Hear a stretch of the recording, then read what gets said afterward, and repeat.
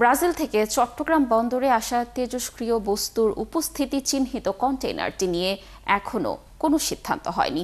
এরই মধ্যে পরমাণু শক্তি কমিশনকে চিঠি দিয়েছে চট্টগ্রাম কাস্টমস কর্তৃপক্ষ। বলছে কন্টেইনারটি পরীক্ষায় সপ্তাহখানেকের মধ্যে পরমাণু শক্তি কমিশনের বিশেষজ্ঞরা আসবেন। তাদের রিপোর্টের ভিত্তিতে বিধি অনুযায়ী তেজস্ক্রিয় বস্তু সরানোর ব্যাপারে ব্যবস্থা নেওয়া হবে। প্রণবেশ চক্রবর্তীর প্রতিবেদন।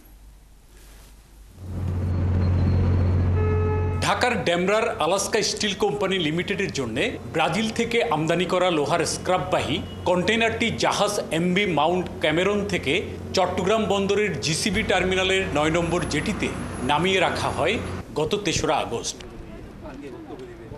গত ৬ই আগস্ট বন্দরের ৪ নম্বর গেট দিয়ে কন্টেইনার খালাস নেওয়ার সময় কাস্টমসের তেজস্ক্রিয় পদার্থ চিহ্নিত করার mega port initiative radiation detective system যন্ত্রে অ্যালার্ম বেজে উঠলে ধরা পড়ে তেজস্ক্রিয়তার বিষয়টি। ৫ কন্টেইনার ছিল, তার মধ্যে এক কন্টেইনার আর কি গামা অ্যালার্ম বেজেছে এবং ওইখানে ডিটেক্ট হয়েছে। ডিটেক্ট হওয়ার পর আমরা আমাদের যে ডিভাইস আছে RIID এটা দিয়ে এটা ডোজ রেট পরিমাপ করা হয়েছে। বর্তমানে চট্টগ্রাম বন্দরের রেডিও অ্যাক্টিভ পদার্থের জন্য আলাদা করে রাখা বিশেষ এলাকায় রাখা হয়েছে স্ক্র্যাপবাহী হলুদ কন্টেইনারটি।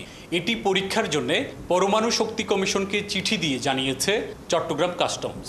এটা অ্যাটমিক এনার্জি কমিশন কর্তৃক এটা যখন ফার্দার পরীক্ষা নিরীক্ষা করা হবে, যদি এটা নিশ্চিত হয় দেন এটা রেডিও অ্যাক্টিভ নিয়ম অনুযায়ী যেটা করা হয় সেটা করা হবে। এই সপ্তাহের শেষে বা আগামী সপ্তাহের শুরুতে পরমাণু শক্তি কমিশনের বৈজ্ঞানিক কর্মকর্তারা কন্টেইনারটি নিরীক্ষায় আসবেন।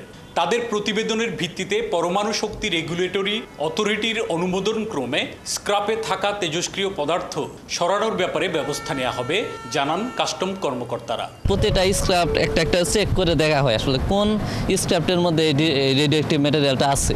মানে এটা পেলে তখন আমরা এটা ওই অ্যাটমিক এনার্জি কমিশনের টিমটা ওটা শিল্ডিং করে এটার জন্য ডিসপোজের জন্য তাদের যে ব্যবস্থাপনা আছে সেখানে নিয়ে যাবে। গত ৩০শে মার্চ ব্রাজিলের মানাউস বন্দর থেকে জাহাজীকরণ হয় কন্টেইনারটি। এরপর পানামা, নেদারল্যান্ড, শ্রীলঙ্কার কলম্বো হয়ে চট্টগ্রাম বন্দরে আসে কন্টেইনারটি, জানান কাস্টম কর্মকর্তারা। প্রণবেশ চক্রবর্তী, ৭১, চট্টগ্রাম।